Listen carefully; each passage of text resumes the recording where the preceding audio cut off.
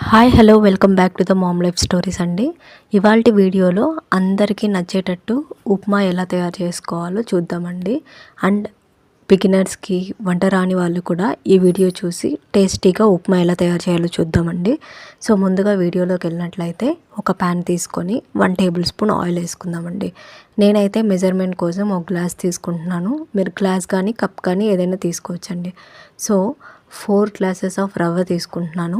దాన్ని సిమ్లో పెట్టుకొని లో ఫ్లేమ్లో పెట్టుకొని ఆ రవ్వని బాగా పచ్చివాసన పోయేంత వరకు వేపుకోవాలండి. సో అలా బాగా రోస్ట్ చేసుకున్న తర్వాత మనం పక్కన పెట్టుకోవాలి. సో ఇప్పుడు తిరగబాతు కోసం మనము 2 ఆనియన్స్, 4 తెల్లగడ్డ పాయలు and 10 to 15 green chillies and 1 tomato తీసుకుంటున్నానండి. సో ఇవన్నీ బాగా కట్ చేసి మనం పక్కన పెట్టుకోవాలి. నేను కుకింగ్ విషయంలో వచ్చేసరికి బిగినర్స్ కానీ అండ్ వంటరాని వాళ్ళు కానీ సిమ్లో కానీ మీడియం ఫ్లేమ్లో చేస్తే కుకింగ్ మన హ్యాండిల్లో ఉంటుంది అని నా ఒపీనియన్ అండి. సో నేను టోటల్ ఈ ఉప్మా కూడా అలాగే చేశాను. సో ఎండ్ రిజల్ట్ అయితే సూపర్గా వచ్చింది. మా ఫ్యామిలీ అయితే చాలా బాగా ఎంజాయ్ చేస్తూ తిన్నారు. సో మీకు కానీ మీరు కూడా ఇలా ట్రై చేసి చూడండి ఒకసారి. అదే ప్యాన్లో 2 to 3 టేబుల్ స్పూన్ ఆయిల్ వేసుకొని ఆనియన్స్ వేసుకొని తిరగబాతు గింజలు వేసుకొని గ్రీన్ చిల్లీస్ ఇవన్నీ బాగా వేగిన తర్వాతే మనం టొమాటో వేసుకోవాలండి. ఇది టిప్ నెంబర్ 1. సో టొమాటో అనేది తిరగబాతు వేగిన తర్వాతనే వేసుకోవాలి. ముందుగా వేసుకుంటే ఆనియన్స్ ఉడకదండి. సో టేస్ట్ మనకు అంత రాదు అనమాట. సో టొమాటోస్ అనేది బాగా ఉడికిన తర్వాత మనము గరిటెతో బాగా స్మాష్ చేయాలి. ఇది టిప్ నెంబర్ 2. ఇక్కడ టొమాటోస్ అనేది కలర్, ఆ టేస్ట్ ఉప్మాకి చాలా ఎన్హాన్స్ ఇస్తుంది. సో మీరు ఇది ట్రై చేసి చూడండి.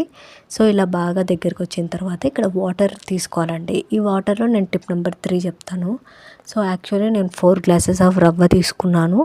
Double the amount of water తీసుకోవాలి. సో 8 గ్లాసెస్ ఆఫ్ వాటర్ తీసుకున్నాను. కానీ ఎక్స్ట్రాగా 2 గ్లాసెస్ తీసుకుంటే మనకు ఉప్మా అనేది ఫస్ట్ అడుగు పట్టదు అండ్ ఉప్మా అనేది ఇంకొంచెం ఉడుకుతుంది.